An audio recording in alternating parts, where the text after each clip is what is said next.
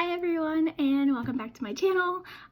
For those of you that have been sticking around for a while now, I would just like to start off this video by saying thank you. I know I'm not very consistent with uploading my videos. It's been a very difficult few weeks, a very stressful few weeks. One, school just started for my daughter, so getting back into a routine with that, it's just been crazy disaster. And then I have a lot of stress and a lot of stuff going on, you know, here at home too, so trying not to let that affect me anymore. And I just did a cleansing on the whole house, so hopefully that will help get rid of some of the negative energies and whatnot. I've actually got some candles burning and stuff, but anyway, so today's video is kind of random. I don't really have a true purpose or lesson for this. This one is just kind of, I am packing away a lot of my crafty stuff and a lot of pictures that I have hanging up around my desk.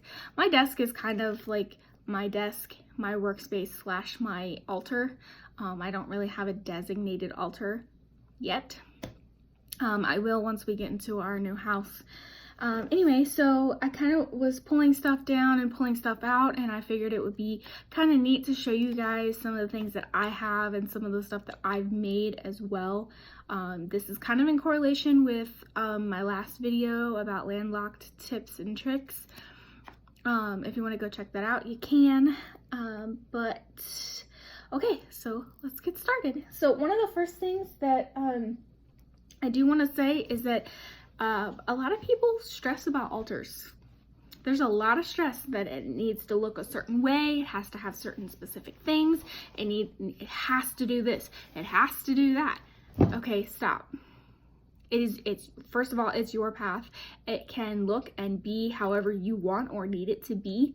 You know, it doesn't need a big fancy altar cloth with tons of symbols and stuff on it. I mean, if that's what you want, sure, but it doesn't have to have that. And if you are someone that uses or is into like ironing, or if you use a Cricut machine or anything like, I have a Cricut machine, but I haven't used it yet to do what I'm about to explain, but I know people who have. But you don't need to go buy some fancy schmancy altar cloth. I find that making things a lot of the times, if you're able to, holds a lot more potential, a lot more power, a lot more, it resonates with your own energy because you created it. So if I can make it, 9 times out of 10, I will before I buy it. But this is what I use for my altar cloth. It's a pillowcase. It's blue. It matches the whole sea theme thing.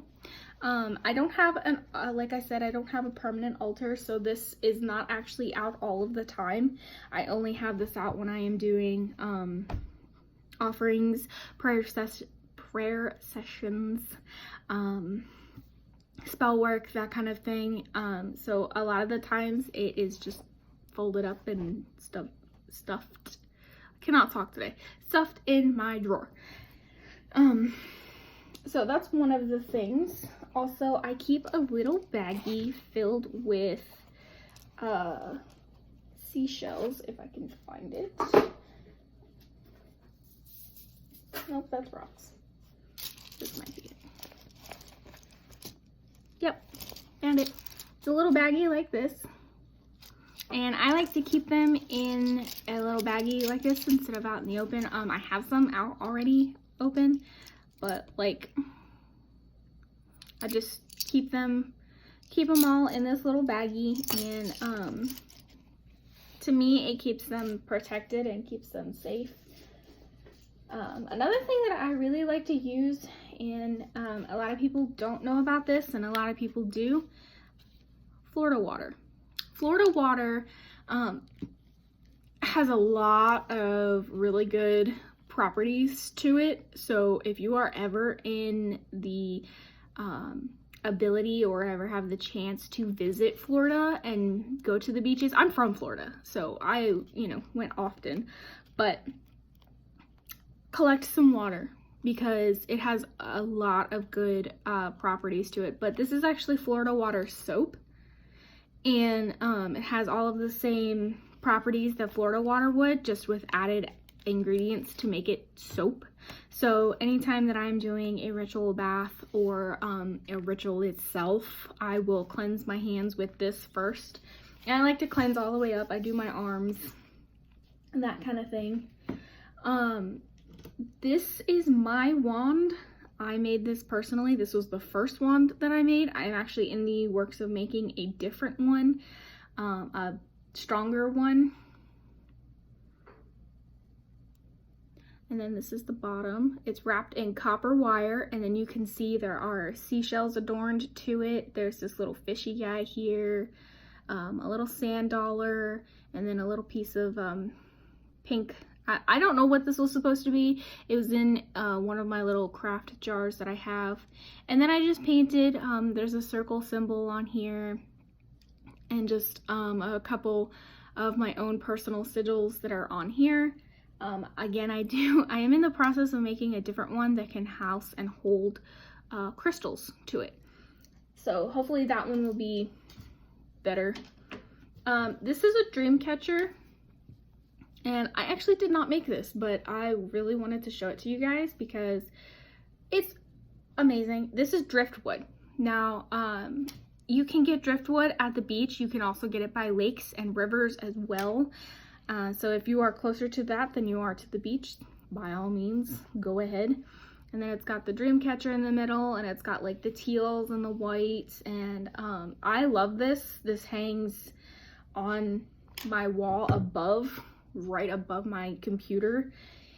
And I don't know, I really like it. It has really good properties. This next thing that I'm about to show you is one of my favorite things that I ever made. I recommend making one of these to all of my friends, all of my sea witches, all new, it doesn't matter, because it's very inconspicuous. I did have a necklace hanging from the center of it, but it felt more right to wear it instead of having it hang there, and every time I saw it, the need to wear it would overwhelm me, so I did take that off. But I like to call this the window to the sea. And it's painted, it looks all teal, but it is painted a mix of like blue and teal together. It's got the seashells on it, of course. Here's one side, here's the other. And then this is actually a paper that I glued to the back of it. It was from a scrapbook collection. They had a ton of different ones in there, but I liked that one the best. I like to use the little window thing when I am meditating, or when I am trying to ground myself, or anything that requires meditation or focus. I have it hanging kind of like to the side next to a window, and I would just stop and stare at that for a few minutes, and suddenly everything would be fine and I'd feel a lot better. I also like to use things that remind me of the sea, like this little guy. And it's got a sand dollar attached to it that I attached to it. This was hanging off the side of a potion bottle, but I recently had to get rid of that potion bottle. But this next thing, this was actually a gift. I did not make this. I wish I had, but I won this from one of the groups that I am in, and she had asked me what I wanted in it, and I said I don't know, because I don't really use pendulums a whole lot, but that was the prize for, you know, winning. And so I said, you know what, surprise me, but make it ocean themed. And this is what she did. It's got a little mermaid tail on the end of it, and then all of these beads. It's wrapped and held in blue string, and then all of these little, come on, focus. I don't know if you can see them, but there's like a mermaid hanging off the end of it, and a turtle, a dolphin, another turtle, and a seahorse, and that kind of thing. And that has actually become one of my favorite pendulums to use. The energy with it is just raw, and it works 9 times out of 10. This one that I have, and I will do a video on pendulums too eventually. I love this one too. It's just an amethyst pendulum. I like this one. It's very simplistic. It's very just basic yes, no, maybe, that kind of thing. Oh, look. And I like that one too, but my mermaid one is just unreal. I can get an answer like that. It doesn't, I mean, it's almost instantaneous to work with. So then, I'm sure you guys remember from my last video, my little obsession that I mentioned with candles. Candles and lanterns. That is my biggest thing. I don't know what it is about them. I love candles for their scent and for the like relaxing feel that they give you.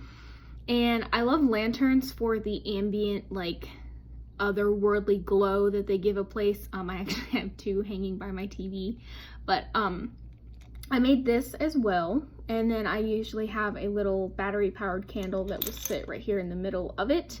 It has these little there's a clear one, there's a blue one in here too.